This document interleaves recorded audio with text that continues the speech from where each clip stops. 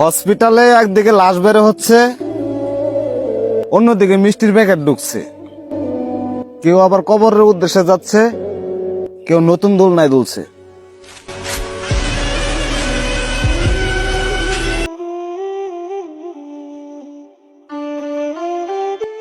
পরিশ্রম করি শরীর দেওয়া জ্বরে গাম, তখন আর কারো কথা মনে পড়ে না, মনে পড়ে শুধু আমার বাবার নাম।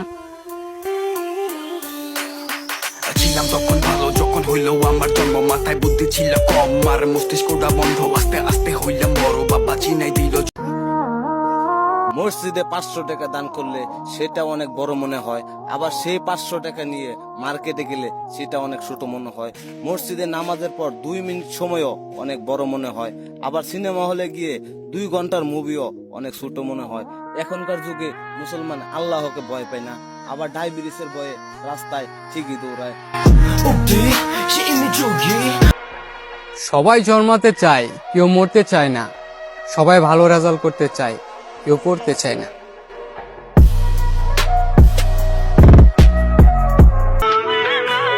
একটা সত্য কথা কি জানেন?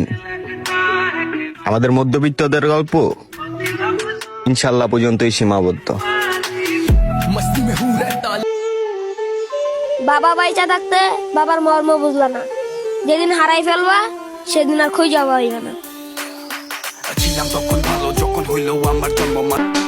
বাস্তবতার সাথে লড়াই করতে হলে প্রচুর টাকা কামাইতে হবে, কারণ টাকা দিলে বাঘের চোখে মিলে।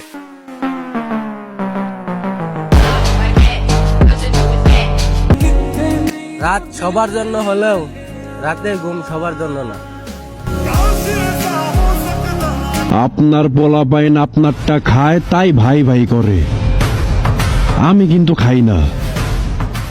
টান দেয়া ফালাইয়া পাড়া দেয়া ধইরা ঠাস কইরা ভইরা দিমু।